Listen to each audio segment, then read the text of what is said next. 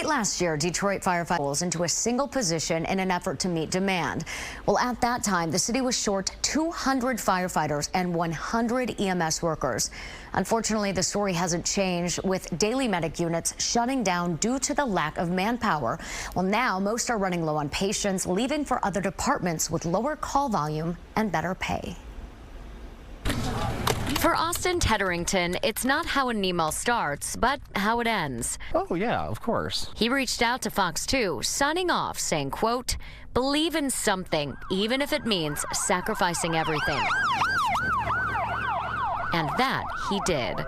And it was one of the most difficult decisions I've ever made. After 8 years at Detroit EMS, he hung his hat in search of another. I love that city. My family has worked for the city for over 100 years.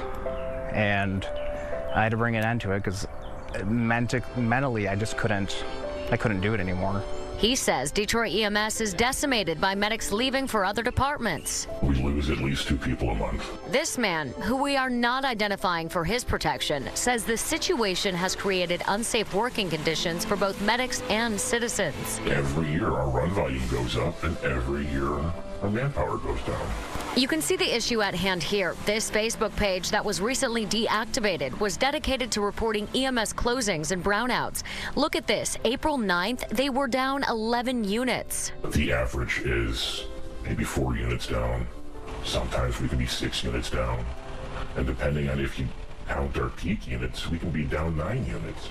These paramedics say it's leaving a gap in coverage for citizens, causing extended response times when seconds count. During my time, I saw runs for, chest pain or shortness of breath that would be holding for 20, 30 minutes before an ambulance would become available. I mean, are people possibly dying because there are not enough paramedics in Detroit? Absolutely. We took the concerns to Executive Fire Commissioner Charles Sims. Our goal is to have 25 ambulances a day.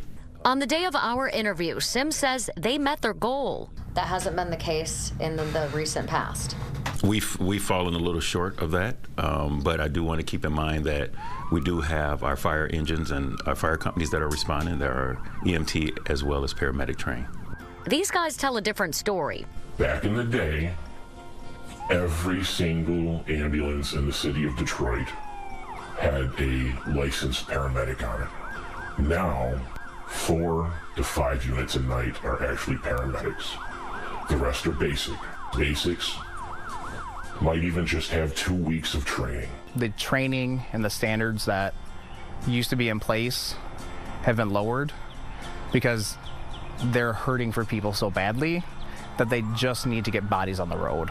According to Sims, the bodies are coming, with plans to add 9 extra rigs per shift. We still have 45 people in the pipeline of training that will come out over the next 2 months.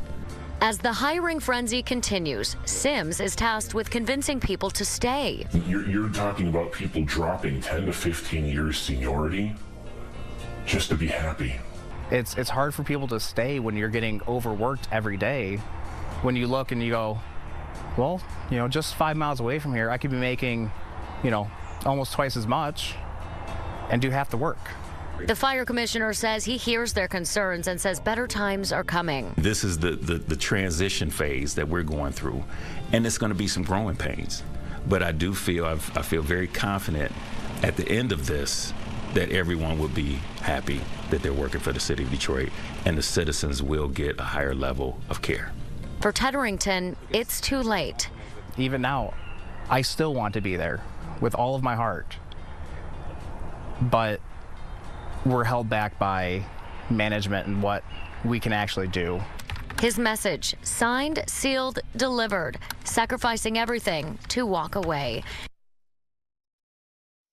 So the fire commissioner tells me that they are looking to hire at least 70 more people in July. That will greatly help. And obviously they're looking for more people to apply here. So we will work to get that information on fox2detroit.com for you. Good story, by the way, Thanks. Erica. 2 questions I have. Did the commissioner give like a timeline on when they think they can become more competitive with other cities? Because the gentleman in your package, he alluded to, you can go somewhere else, do half the work and make twice as much. So I'm curious. It's a really good question. Okay, so this is kind of a two-parter. So all of these extra bodies are going to be coming in late summer, early fall. Yeah. So that will help, hopefully, with the situation where there's not enough workers. Now, when it comes to pay, his hands are tied. There's only so much he can do, but he also, during that interview, he alluded to how people in Detroit are working fewer hours than other departments. Okay. So in his eyes, it adds up to equal pay. A lot of elements here. Right. So it has a way of balancing itself out. Correct. According to him. Yes. And then you can only imagine, due to a lack of manpower, there are concerns for safety when you're going to any particular call. Yep. You have fewer bodies with you looking after one another. 100%. Yeah. Safety for the citizens. Yes. And safety for the EMS and firefighters as well. So we'll see what happens. I'm going to check back in late summer. See All right. We see shall what's going see. on. Yep.